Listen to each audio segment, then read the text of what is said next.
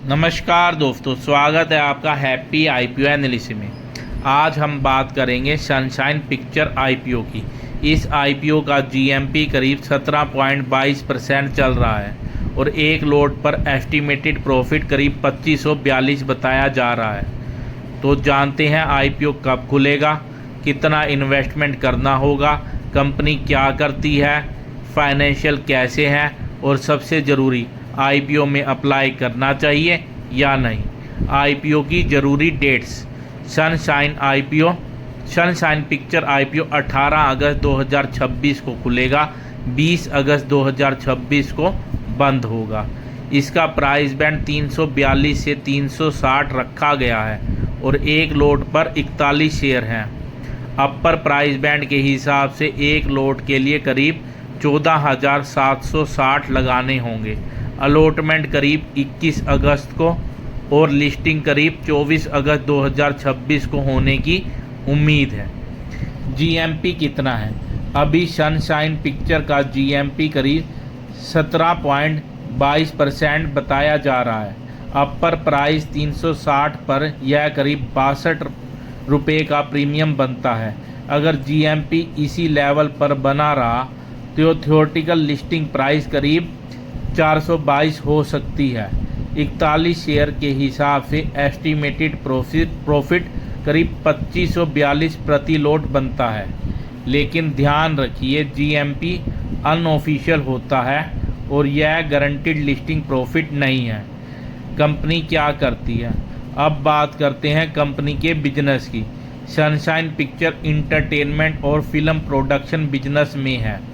Company film के production, marketing और distribution के लिए इंटरटेनमेंट कॉन्ट्रैक्ट पर काम करती है। कंपनी से जुड़ी फिल्में में the Kerala story, force 2, commando 2 जैसी फिल्म शामिल हैं। कंपनी की शुरुआत 2007 में हुई थी, यानी इंटरटेनमेंट इंडस्ट्री में इसका काफ़ी पुराना एक्सपीरियंस है। आईपीओ का पैसा कहां जाएगा? इस आईपीओ का टोटल इशू करीब 282 करोड़ है। इसमें फ्रेश इशू और ऑफर फॉर सेल यानी ओएफएस दोनों शामिल हैं।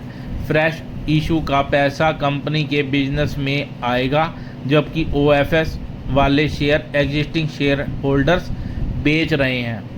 अब आते हैं फाइनेंशियल पर। कंपनी का रेवेन्यू पिछले कुछ सालों में कम हुआ है। रेवेन्यू 2024 में करीब 139 करोड़ था। फाइनेंशियल ईयर 2025 में यह घटकर 105.8 करोड़ हो गया और फाइनेंशियल ईयर 2026 में रेवेन्यू करीब 76.27 करोड़ रहा।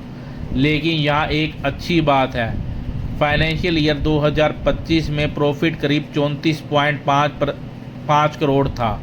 फाइनेंशियल ईयर 2026 में करीब 40 करोड़ के आसपास पहुंच गया। यानी रेवेन्यू में गिरावट जरूर है, लेकिन प्रॉफिट में रिकवरी दिखाई दे रही है। Positive point. अब जल्दी से पॉजिटिव पॉइंट देख लेते हैं। पहला, कंपनी एंटरटेनमेंट इंडस्ट्री में काफ़ी पुरानी है। दूसरा, कंपनी के पास सक्सेसफुल फिल्म का ट्रैक रिकॉर्ड है। तीसरा, फाइनेंशियल ईयर 2026 में प्रॉफिट में इम्प्रूवमेंट हुआ है। चौथा, अभी जीएमपी करीब 17% पॉजिटिव है, जो लिस्टिंग के लिए अच्छा संकेत है। और पांचवा, फिल्म प्रोडक्शन के साथ मार्केटिंग, डिस्ट्रीब्यूशन और डिजिटल कंटेंट में भी अपॉर्चुनिटीज़ है। Negative point. अब रिस्क भी समझना ज़रूरी है। सबसे बड़ा कंसर्न है रेवेन्यू में लगातार गिरावट। दूसरा, फिल्म बिजनेस काफ़ी अनप्रिडिक्टेबल होता है। किसी बड़ी फिल्म के सक्सेसफुल या अनसक्सेसफुल होने से रिजल्ट पर काफ़ी असर पड़ सकता है। तीसरा, जीएमपी परमानेंट नहीं है और लिस्टिंग तक बदल सकता है। और चौथा, आईपीओ में ओएफएफ भी शामिल है, इसलिए पूरा आईपीओ पैसा कंपनी के बिजनेस में नहीं जाएगा। अप्लाई करें या नहीं? अब आते हैं सबसे इम्पोर्टेंट सवाल पर। अगर आपका उद्देश्य लिस्टिंग गेन है तो मौजूदा जीएमपी और कंपनी के ट्रैक रिकॉर्ड को देखते हुए आईपीओ को पॉजिटिव माना जा सकता है। लेकिन अगर आप इसे लॉन्ग टर्म इन्वेस्टमेंट के लिए देख रहे हैं तो थोड़ा सावधान रहना चाहिए, क्योंकि रेवेन्यू लगातार घट रहा है और फिल्म इंडस्ट्री में अनसर्टेनिटी भी रहती है। मेरा फाइनल वर्डिक्ट, लिस्टिंग गेन के लिए अप्लाई कर सकते हैं, लॉन्ग टर्म के लिए वेट एंड वॉच। और दोस्तों, आईपीओ में पैसा लगाने से पहले अपना रिसर्च ज़रूर करें, क्योंकि जीएमपी किसी भी तरह से गारंटीड रिटर्न नहीं देता। अगर आपको ऐसी ही आसान भाषा में आईपीओ का पूरा एनालिसिस चाहिए तो हैप्पी आईपीओ एनालिसिस को सब्सक्राइब ज़रूर करिए। वीडियो पसंद आए तो लाइक और शेयर ज़रूर करें। मिलते हैं अगले आईपीओ एनालिसिस में।